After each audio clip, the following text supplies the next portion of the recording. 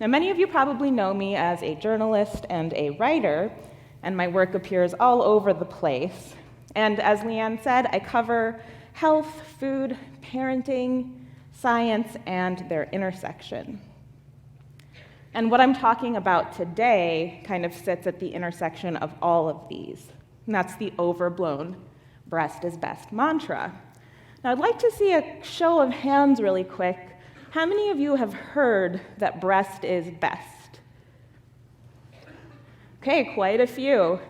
Yeah, if you've given birth in the last couple decades, certainly you've heard it, but it's quite popular.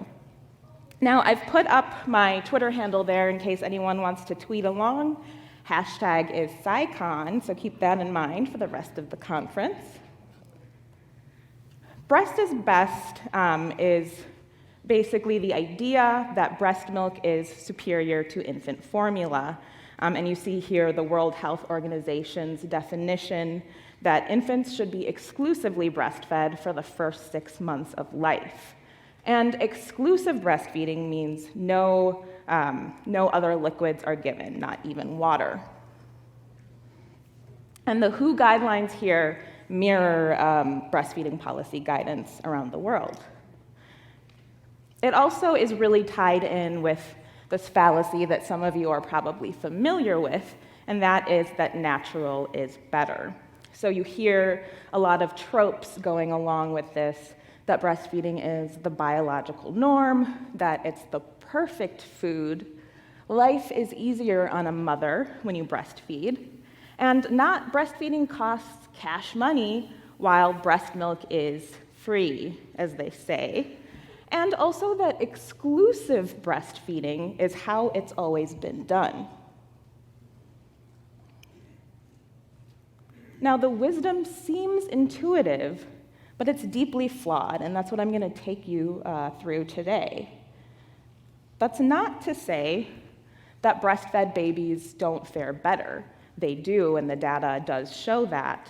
They have lower incidence of asthma, leukemia, obesity, diabetes, SIDS, some cancers, and a lot more. And they even have, in the long term, greater school attainment, higher test scores, and breastfeeding is also associated with better health outcomes for being a parent as well. But breast is best is a vast overstatement, and more people are pushing back. Now, before we get into the science, I'm going to start with a little bit of history because, like with other issues that involve science, historical context is actually pretty important when it comes to understanding current trends. I have a feeling that everyone in this audience knows that as mammals, one thing that we do is produce a liquid to provide sustenance to our offspring. But the question is then, what about when a lactating parent wasn't available? As long as there have been babies, there have been wet nurses. Throughout history and around the world, different cultures have turned to wet nurses for a number of reasons. In some cultures, they were exalted, as they were in ancient Egypt.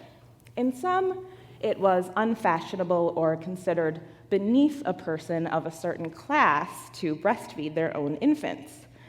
And in some cultures, including in the Americas, enslaved women were forced to work as wet nurses, often at the expense of their own babies.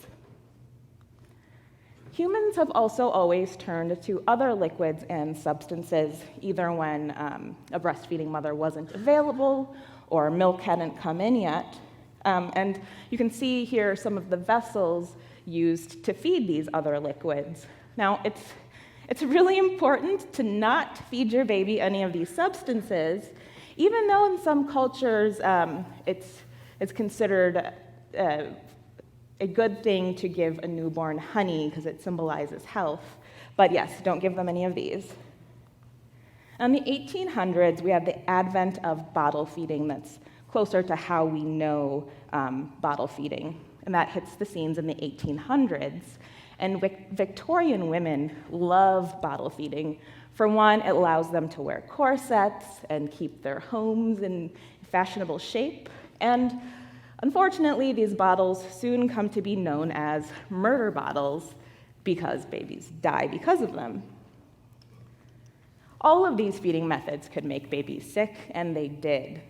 The bottles were difficult to clean, and from the 16th to 18th centuries, around a third of artificially fed babies die within the first year. Then in the 1900s, we see modern bottle design with mass production, and they become easier to clean, but that doesn't mean that the substances in them were safe or healthy. The substances also evolved. The first chemical analysis of human milk and cow's milk was published in 1838. So doctors began advising adding different things to cow's milk to mimic breast milk. And commercial infant formulas become widely available in the late 1800s, but there are still many deaths due to spoilage. Commercial formula availability begins growing. The first soy-based formula hits the market in the 1920s, but formulas still aren't close to breast milk. In 1929, the AMA forms the Committee on Foods to oversee formula composition. And in 1932, manufacturers are prohibited from soliciting non-medical personnel. But that doesn't stop them from marketing directly to physicians and hospitals. And by the 50s, people generally accept formula as a healthy substitute to breast milk. And in 1971, with input from the American Academy of Pediatrics, the FDA issues minimum requirements for protein, fat, and other vitamins and minerals, and breastfeeding rates decline. Now, as this is happening, predatory marketing ramps up and hits less economically developed nations where milk nurses, which are essentially just saleswomen, dress as nurses to promote bottle feeding in maternity wards. So they hook mothers and babies through this propaganda. And furthermore, breast milk is produced on a supply and demand kind of model. The more a baby feeds, the more milk the body produces. And once the breast milk supply dries up, it's very hard to get back. It doesn't really come back. And so once women are hooked on formula, they've lost their breast milk. Sometimes they can't afford as much formula as their baby needs, and they end up diluting the formula with water, which of course is also not safe. So in the 70s, the press starts blowing the lid off of this. The Baby Killer, published by War on Want in 1974, is a pamphlet that starts really bringing eyes to this scandal. The New York Times reports on it in 1981, and the World Health Organization and UNICEF launch an investigation. As many as 1 million deaths are attributed to the formula industry, and a worldwide boycott gains momentum. In 1981, the World Health Assembly adopts a regulation that includes the International Code of Marketing of breast milk substitutes. Now, as the tragedy kind of continues, the World Health Organization and UNICEF come together to form the Baby Friendly Hospital Initiative, or BFHI, to encourage and recognize hospitals that offer an optimal level of care for infant feeding. It's framed around the 10 steps to successful breastfeeding guidelines, and I will go into these a little bit more later. But the thing is that it's no question that BFHI made a huge difference for the better. At this point, there are over 15,000 facilities in over 150 countries, including hundreds in the USA. Breastfeeding rates have improved since the 90s globally, and child health outcomes have improved too. So today, BFHI is considered the leading authority on breastfeeding policy implementation. But the big question is it the actual properties of breast milk itself conferring these benefits, or is it something else? And if breast isn't really best, is acting like breast milk itself is superior and prescribing across the board exclusive breastfeeding the way to go. The thing with the majority of data on infant feeding is that they are observational. There are ethical barriers to randomized controlled trials, to assigning one group of infants to receive breast milk and one to receive formula. But a lot of this data has been interpreted without context that's crucial. And in 2016, a paper in The Lancet concludes that the scaling up of breastfeeding to a near universal levels could prevent over 800,000 annual deaths in children. But there are differences between parents who breastfeed and parents who don't breastfeed, or those who breastfeed for a shorter duration. Breastfed babies in the West tend to have more educated moms with higher incomes and better access to health care. Their mothers are less likely to smoke, be in stable relationships with the baby's other parent, and model healthy characteristics that distinguish them from formula-feeding counterparts. Globally, those who supplement or switch to formula were also more likely to have concerns about their infant's weight gain in the early days.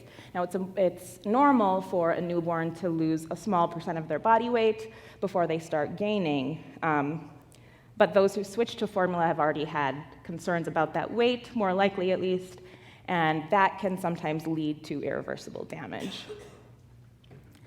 Sibling studies help to tease out these confounders, and I gotta give a shout out to Woo-Free Peaceful Parenting, which is one of my favorite parenting groups on Facebook. This image is courtesy of member Melanie, of her daughter feeding her younger sister pumped breast milk. In 2014, US researchers carried out a major sibling study that compared breastfed and formula-fed infants. And when comparing siblings who were breastfed to brothers or sisters who weren't, those positive outcomes practically disappear. Now, the only randomized controlled infant feeding trial was published in 2001. It's called the PROBIT study, and researchers didn't randomly assign groups of infants to receive either formula or breast milk. Instead, they randomized thousands of mother-baby pairs to either receive an intervention encouraging breastfeeding using the BFHI model, and as expected, the breastfeeding rates ended up higher in the group assigned the intervention. Researchers followed these kids into childhood and adolescence, and found that both groups ended up with similar incidence of all of these conditions. So that's not to say that breast milk doesn't have many cool properties, because it does. There's one important exception to all of this. An exclusive breast milk diet has been shown to be one of the most effective ways to prevent necrotizing enterocolitis, which is a serious disorder of the bowel, which happens usually in extremely premature babies. But outside of NEC, breast milk in and of itself hasn't been shown to affect short and long-term outcomes. And I have this picture here of my kids. Both of them were breastfed for about a year each, but I promise if either or both of them become president, it's not going to have been the breast milk, as much as I would like to give myself credit. So the thing is, despite the industry's dark past, formula can be a healthy choice as long as it's responsibly manufactured and safely prepared. But breast is best is still pervasive, along with its exclusive breastfeeding for everyone doctrine. And there are real harms of breast is best. Part of why I've been following infant feeding for years and covering it is because of the toll that breast is best took on me and my family. I gave birth at a BFHI facility both in 2011 and 2013, and in 2011, my husband and I believed that exclusive breastfeeding was important for our daughter's well-being. We believed that I, as her mother, just needed to keep nursing and what little milk was present in those first few days would be enough. And that's what the nurses told us as well. This is very common. Well, I was in a lot of pain for the first many days, recovering from a rough delivery, and my daughter was crying throughout the night, and she was nursing around the clock, yet she seemed to start lacking the energy to nurse strongly. We were also led to believe that this so-called cluster feeding, that is, this frequent feeding around the clock, was normal, even though it wasn't. And I didn't know that as a first-time mom, my milk could take days to come in. But I was determined to give her this best start at life, so I had no intention of feeding my baby formula. So what happened next was really rough. About a week after she was born, we went in for her regular scheduled checkup, and at her weigh-in, she had lost 11% of her body weight, which was too much. And earlier that day, she had crystals in her urine. So my doctor gently suggested that we buy some infant formula and just for a couple days supplement the breastfeeding with formula after she fed. And so we agreed to do that, but I remember walking into this Walgreens, and I just felt like such a failure. I felt like I'd tried my best, and I couldn't give her what she needed. But, long story short, the 2 days of supplementing helped, and while it was stressful, it turns out that supplementing doesn't actually ruin a breastfeeding relationship for mothers who want to do it. So the fact is that parents are being misled. People are told that your breasts are designed to make enough food for your baby. Of course, our breasts aren't really designed for anything, and that newborns who nurse frequently will get enough milk, and that using a bottle or a pacifier will ruin the breastfeeding relationship. It's mind-blowing to me that parents hear that breastfeeding is one big way to ensure their children's health and success, but what really matters is the circumstances into which a baby is born. So Breast is Best and BFHI are problematic, and people are pushing back, skeptics included. I know that Clay Jones has done some work on this for Science-Based Medicine, and then there you'll see the cover of the book Pushback by Dr. Amy Tudor, because you can't give a talk at a skeptics conference on infant feeding without a shout out to the OG, the skeptical OB. So I said I would come back to the 10 steps, and I've highlighted here 4 of them that are particularly problematic, and I'll go through some of the details. But first, I'll also give you a brief look at the American Medical Association's recent clinical guideline synopsis on BFHI, which was released in 2018. JAMA's synopsis has a lot of interesting information, but one thing that stuck out for me was that BFHI may have stakeholder bias, and that BFHI may no longer be viewed as the leading public policy option for breastfeeding support. So one of those guidelines that is problematic is to practice rooming in, that is to allow mothers and infants to remain together 24 hours a day. Now that's a picture of me and my daughter in 2011, moments after she was delivered with the assistance of forceps, which was absolutely awful. So I'm glad someone captured this moment, because I don't remember it really, really well. But in 2011, when I gave birth, my daughter did room in with me 24 hours a day. And in 2013, I absolutely insisted that the nurses take my baby for 3 hours at a time overnight so that I could recover. I mean, it should go without saying, but it doesn't. But I'd like you to imagine a world in which men give birth. And then imagine telling men that they have to take care of their newborn around the clock while their bodies heal from stitches and incisions and just this grueling ordeal of childbirth. And I understand it's really hard to imagine because that wouldn't happen. It would not happen. But I mean, there's data now that show that BFHI is causing harm. Sudden unexpected postnatal collapse and sudden unexpected infant death among otherwise healthy newborns are strongly associated with rooming in and skin-to-skin care, and so have newborn falls. So JAMA takes issue with the rooming in. You can see a little bit about that here. And BFHI's data now does show that mothers prefer not to, or some mothers prefer not to. I know that some love it. But that it also probably makes little to no difference to any breastfeeding success at 6 months, which is quite a revelation.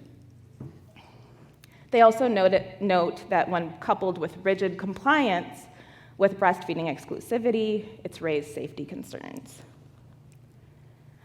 Another problematic BFHI guideline is to give no pacifiers or artificial nipples to breastfeeding infants.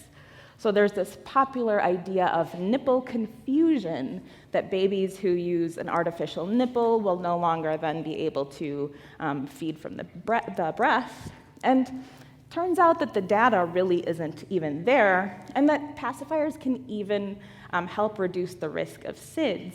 Yet, BFHI has still stuck with this rule, knowing the evidence. Now, this is probably the most problematic of those guidelines: give infants no other food or drink. As I mentioned earlier, we've never always exclusively breastfed across the board, although it has happened.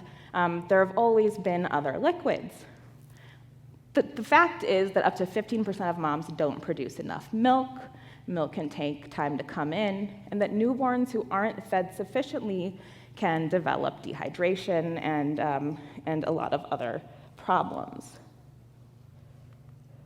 Now, part of the pushback is the Fed is Best Foundation. It's a nonprofit, volunteer-run foundation that was launched in 2016 because the founders knew that infants and families are suffering. Now, this is a snapshot of their website, but they've received tens of thousands of letters from parents sharing stories of harm coming to their babies and to themselves because of Breast is Best.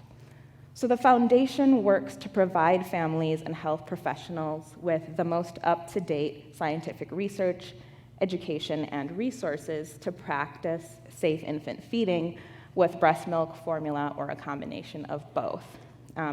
And I should add that Fed is Best is not funded by the formula industry, and I should have said this earlier, but I don't have any conflicts of interest to declare when it comes to infant feeding. I am not a Nestle shill, but I've been accused of being one.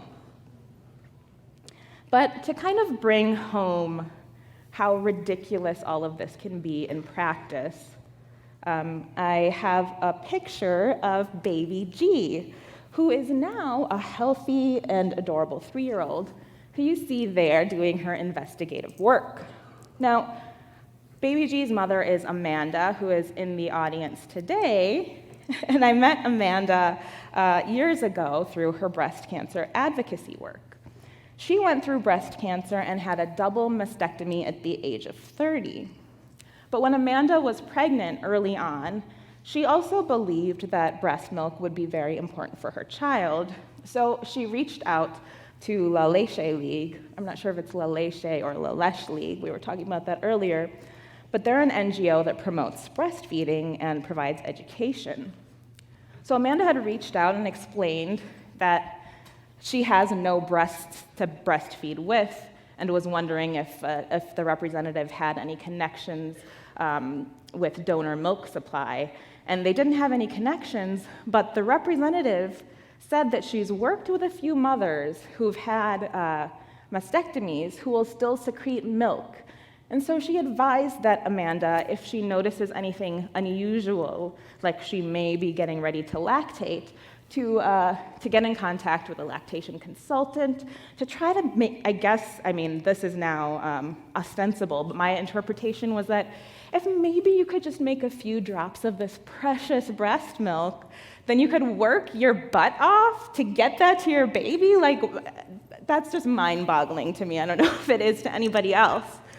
But the fact is, I'm telling you, have any of your kids ever thanked you as adults for breastfeeding them and for the success that they gained because of it? Anyone? None? I mean, you don't get to wear a badge for breastfeeding. Although some people really do, they don't wear badges IRL, but on the internet they have these avatars with different colored medals for the amount of time that they breastfed their kids. And it just seems to me that if we're getting our value or our self-worth out of what our breasts can do or what our bodies can do, then, I feel for the people who have the breastfeeding badges, because they maybe aren't very fulfilled people. I don't know. I breastfed both of my kids, but if someone wants to make me a badge, I'll wear it. Anyhow, there's a lot more to worry about when it comes to parenting. My kids are 8 and 6, and breastfeeding has nothing to do with it. But the bottom line, in my science-backed opinion, and I actually wrote about it for SciMoms, is that parents should feed infants safely and sufficiently by whichever methods work for their families. This includes breastfeeding, formula feeding, or a combination of breast milk and formula. And all of us at SciMoms breastfed our babies for various amounts of time. The thing is that breastfeeding is not a panacea. And when we start looking at anything in healthcare as a panacea, in my opinion, or as in my work as a journalist, I've seen a lot of harm. For example, the Lancet study was based on data in small studies with their own confounding factors and limitations, including small size and geographical differences. There really aren't any real-world data to say that we could be preventing almost 1 million deaths per year. The reality check is that, and I think that Jen touched on this earlier, is that you can't fix deeply systemic problems with Band-Aid solutions like breast is best. There are, however, real-world data on these deeper systemic issues, and all of the breast milk in the world is not going to fix them. We know that lack of sanitation and safe water constitute a public health crisis affecting billions of people.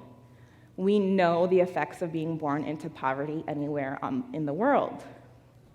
We know the effects of harmful exposures in hazardous homes, and we know the effects of being poor or black or brown in America in particular.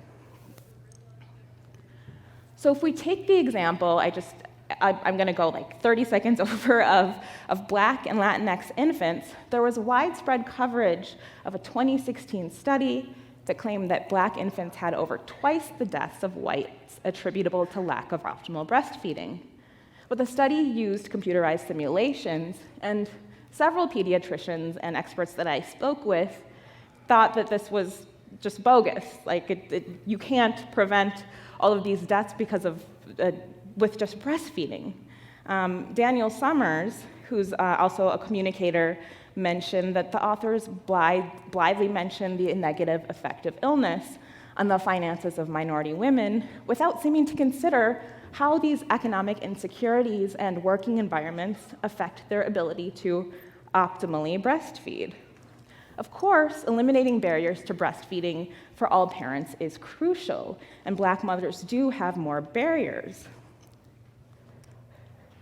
Raising the breastfeeding rates has been hard, but tackling the complex issues underlying these poor health outcomes is harder. So while we work towards justice for all and true equity, we need to strive for fully informed choice, and that includes a conversation about the real costs. So breastfeeding is only free if a breastfeeding person's time is worth nothing, and my time personally is worth something. we'll talk about how much it's worth maybe over a drink later. But the bottom line is it's not just a science conversation, it's a values judgment too. So ultimately, for me, the issue of bodily autonomy trumps the science. So it's up to parents with breasts to decide what to do with them. And if you don't want to breastfeed at all and you don't even want to try, I think that's fine too. I wrote about it leading up to SciCon in my Woo Watch column. It's on the Skeptical Inquirer website, so there are a lot more references there as well. So I will leave you,